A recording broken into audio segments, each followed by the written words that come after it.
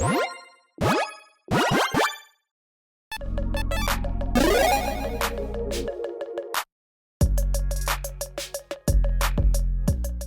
everyone, Mitch coming in for the Commander Score Studio. Welcome to the show. So today's episode comes to you courtesy of one of my amazing patrons, Michael, who's been supporting this channel as a general tier patron. I truly couldn't do this without support from amazing patrons like Michael. So again, Michael, thank you so much. And for the episode, Michael chose joyful moments in Magic. So I brought some friends along and we're going to be talking about just that. Let's see, joyful moments in Magic. I would say for 2023, my most joyful moments were going to Command Fest Minneapolis, meeting a lot of folks there, meeting artists, getting signatures, playing with friends. I was part of a really cool little moment where it was kind of a pay it forward situation. Someone gave a card to me, I gave a card to someone else. It was a really neat moment. We all kind of like shared some like a little token of the event. As far as gameplay goes, another really joyful moment was when I forced Alec to marry me with a wedding ring. It was a great marriage, even though it only lasted a couple hours. Okay, well, a few joyful moments for me in Magic, and, I've been playing Magic now for over a decade. It's kind of crazy to feel like that's been how long I've been playing, but, thankfully, I've been lucky enough to have just like a lot of great experiences playing the game. I started back in 7th edition, I think it was just like an intro deck that my dad bought me for Christmas. And so like it just ended up being something that me and the neighbors' kids played for a while, but I didn't really get back into Magic seriously again until I believe it was New Phyrexia. And I just happened to walk into my local card shop in Fargo, which is Paradox Comics and Cards. And just sat down in a draft, and I drafted a terrible deck because I had no idea what I was doing. But what got me back into it was that there was a group of guys there that came to know that I was new, and helped show me the ropes a little bit more. Kind of like picked out a couple of more cards that I hadn't looked at, and really helped me do at least somewhat better in the draft. I think I still didn't win a single game, but I had fun because there were guys around me that were interested in helping me learn the game a little bit more. So I continued to play at that store for quite a while through my college and I ended up actually winning a PTQ there in Fargo for the Pro Tour Return to Ravnica in Seattle. And that was just really fun because I had a homebrew Tempered Steel deck I think I was playing. And, I really didn't expect to do anything in that tournament, but we just had a good time, and, the deck just ended up being well positioned.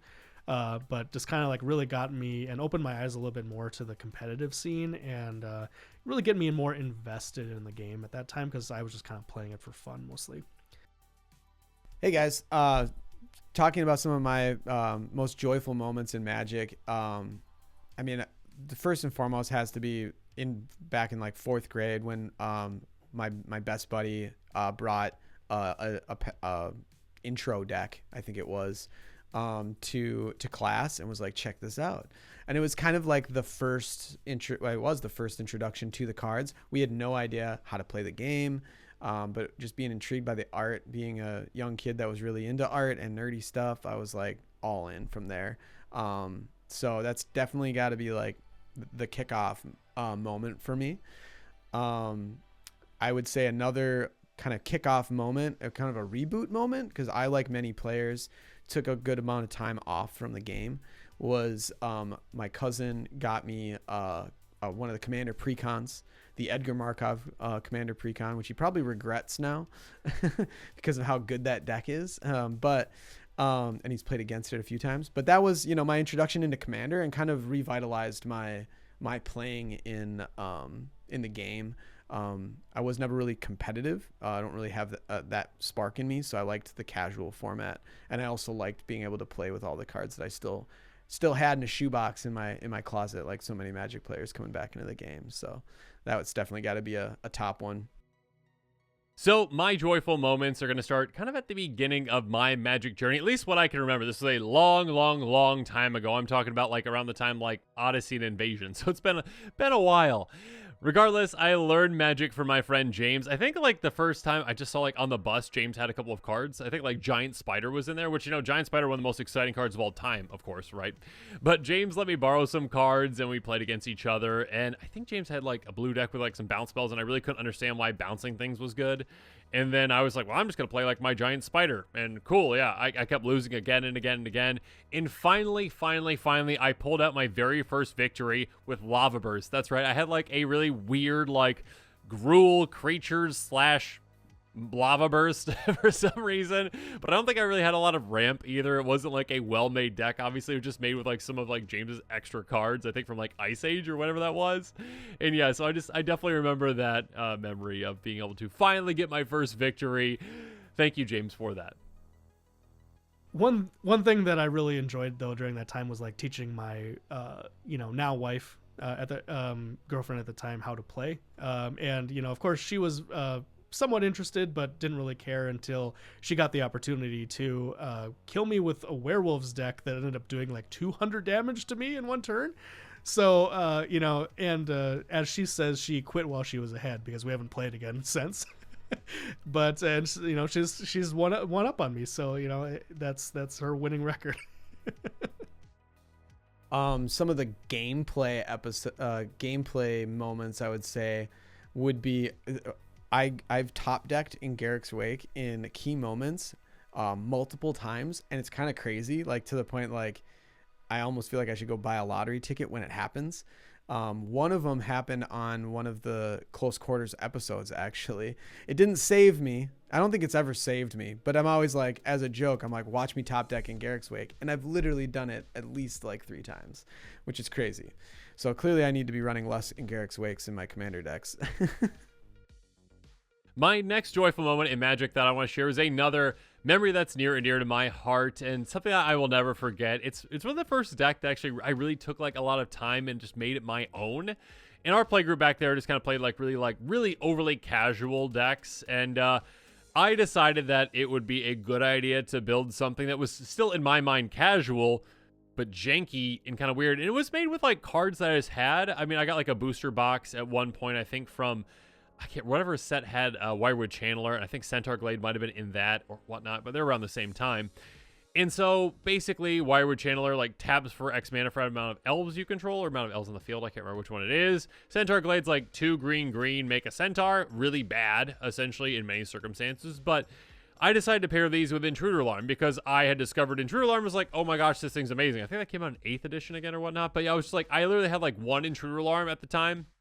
I had this entire deck built around like just making a bunch of mana, making a bunch of centaurs, and then if I happen to get to my Intruder Alarm because I didn't have like tutors in the deck, yeah, sure, I have like an infinite crazy combo that's like, yeah, cool, make all the centaurs, look at me go, look at all my mana, isn't this awesome? And like Arcanus the Omnipotent in the deck too, just to untap and draw my deck too. Crazy things could happen. It was a lot of fun, for me at least, and maybe learning that, yeah, that's fun sometimes, but some playgroups aren't okay with that. I mean, my playgroup at the time, I believe, was. Let me know in the comments below if you're out there listening. But yeah, being able to look back on them and be like, okay, yeah, some of these other decks maybe I built in the future, maybe not such a good idea. And eventually I did get a second Intruder Alarm. I do remember that. It's like seeing it at a shop. I think it was the one from a different edition as well. I was like, wait, that picture's different, but that's also Intruder Alarm. How much is that? $4? Awesome. Yes, please, please, please.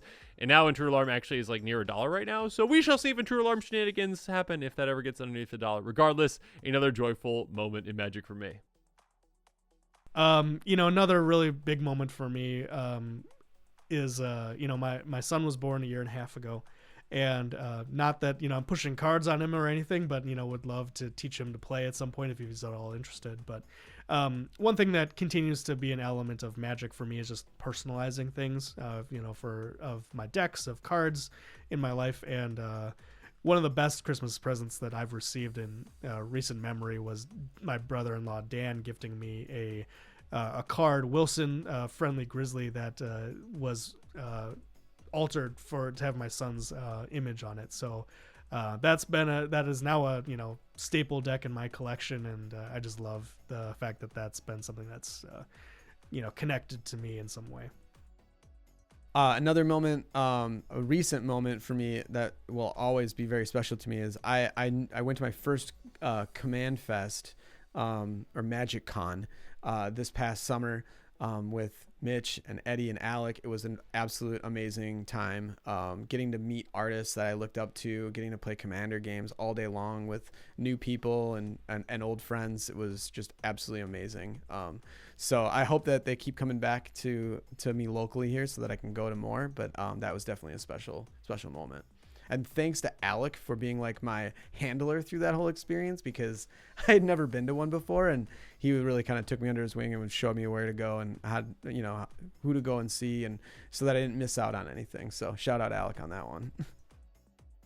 Next up, another joyful moment for Magic with me. Well, yeah, actually, this one is kind of interesting because I did used to play Standard for a little bit, kind of not really all that seriously at all. I definitely wasn't a tournament grinder or anything like that. Like, I think I went to like one tournament just with my buddies and yeah, didn't do all that well. I was just doing some homebrew decks. But one that I actually did do pretty well with was back in, I think, original Theros block when Mono Black was just destroying everything with Grey Merchant of Asphalt and Pack Rat, I think was the card as well. And so there was a lot of those that were being played. And I went to an FNM once with my really janky, modern-inspired Boggles deck. Now, Boggle wasn't a card back then that was in Standard. Glade Cover Scout was, though, and Wizards will never reprint that kind of a card in a Standard format again because Hexproof is, well, for the players playing it, hilarious for the players playing against it, mind-numbingly terrible. Because, yeah, you basically just get Glade Cover Scout out, you throw in a couple of Ethereal Armors, and, like, by turn 3, you're swinging with, at the very least, a 5/5. And probably more than that. Yeah, you throw in some other things like Gift of Orzhov, or whatever it is, like +1 flying lifelink, and you're just like swinging through Unflinching Courage as well. Lovely, awesome cards.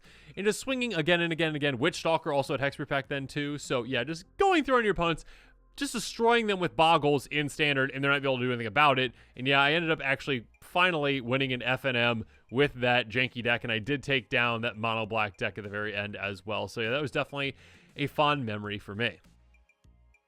You know, actually, one thing that I love that I've gotten into through this community actually is, you know, Mitch's Discord has a deck building event that happened a couple of times during COVID, and it was really fun. It was well organized and had some fun ideas for like what we could do with deck building, and the organizers really fun as far as like giving great feedback and hosting a fun way to share the decks. So.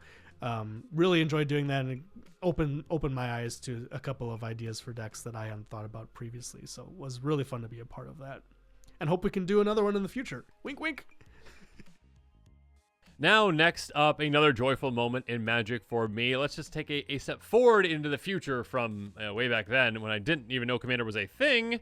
And then all of a sudden, I was in Chicago with some of my buddies. Yeah, I'd moved around quite a bit. Anyways, in Chicago with some of my buddies, and we decided to start playing Commander. And yeah, it was an incredible experience. At first, like, I don't know why, but I was just like, no, like, why would I do that? Like, I like brewing decks that, like, do crazy things. In order for them to do crazy things, I need, like, 4 of a same card. Again, like, if I'm going to go Boggles, I need, like, 4 Glade Cover Scouts, obviously.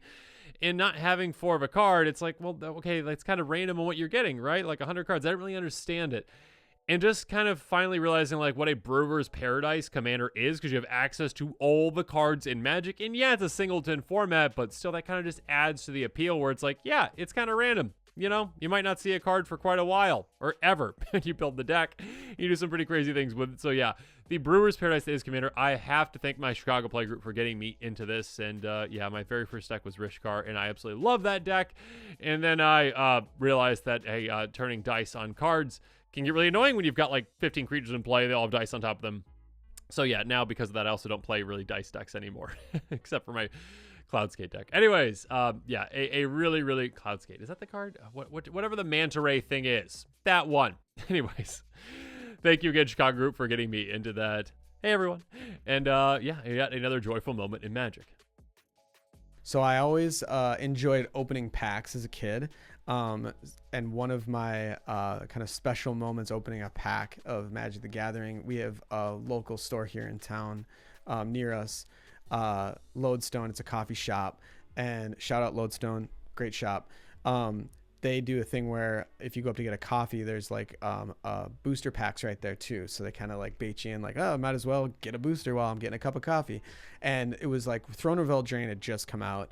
And I wasn't really paying attention that much to that set at the time. I was meeting up with the guys to play some Commander games. I was getting myself a coffee and a breakfast, and I just grabbed a pack. I was like, throw that on there as well.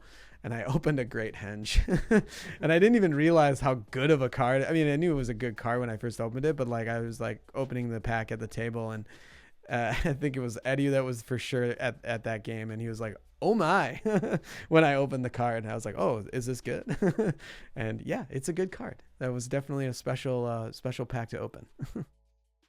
Next up, another joyful moment in Magic. This one is something that's kind of bittersweet. This one is building my Joyra deck. I literally remember, this was in between my wife and I were moving. I think we're moving back to Minnesota at the time, looking for an apartment.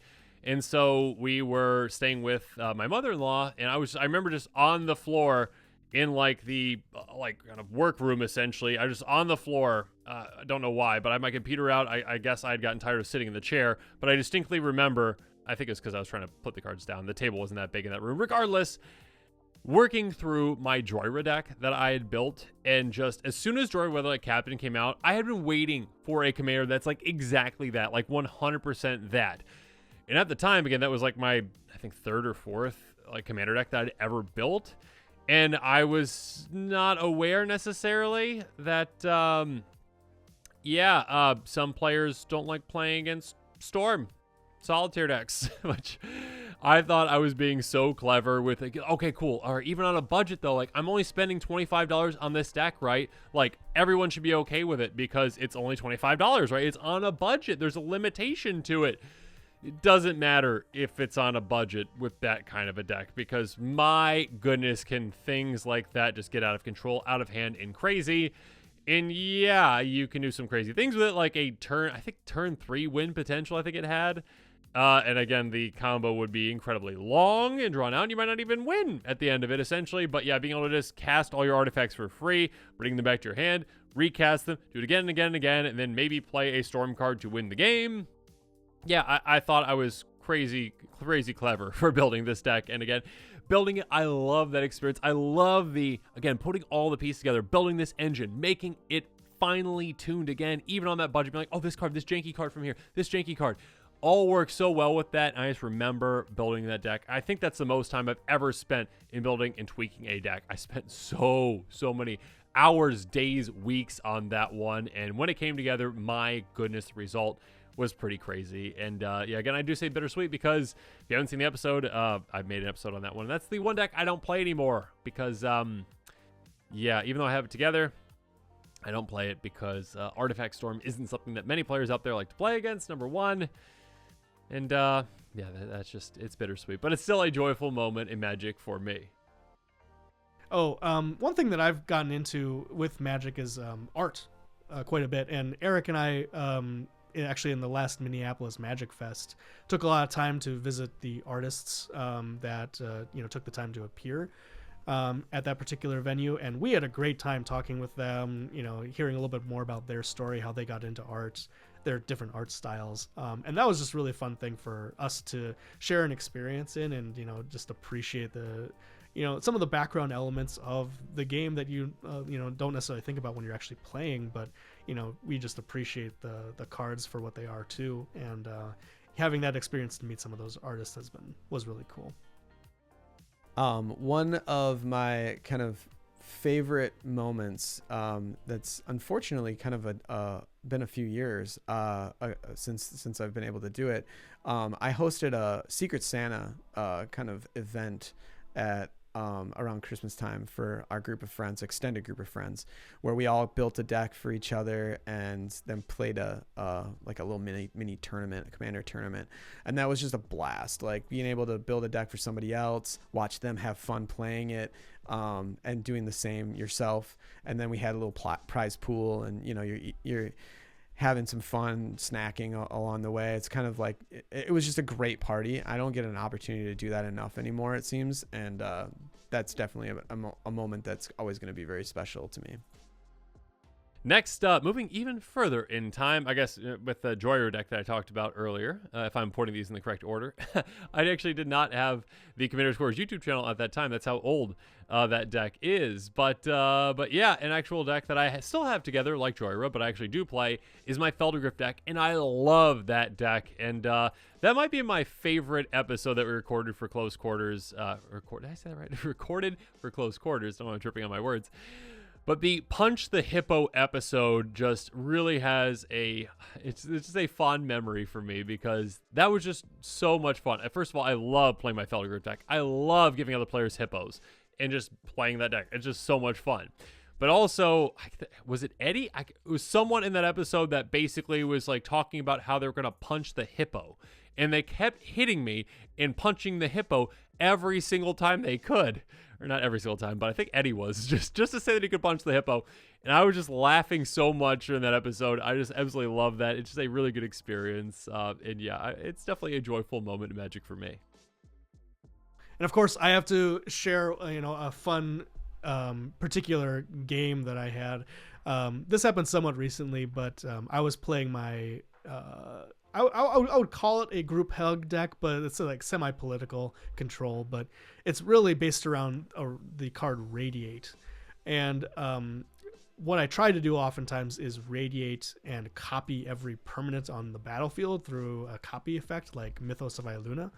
And I just happened to be in a game against an Elf Ball opponent who did their usual Elf Ball things and got a giant board state and then Craterhoof Behemoth and tried to swing for lethal. But I happen to have a way to make all my spells instant cast. And so I made a copy and then radiated that copy effect. And so I got an even bigger board state to block with, given that I also copied the Craterhoof Behemoth. So that was one particular game that I just was rolling on the floor laughing, honestly, and we had a great time. I don't know if the Elf Ball player had the best of times, but this is a story that I'll continue to tell.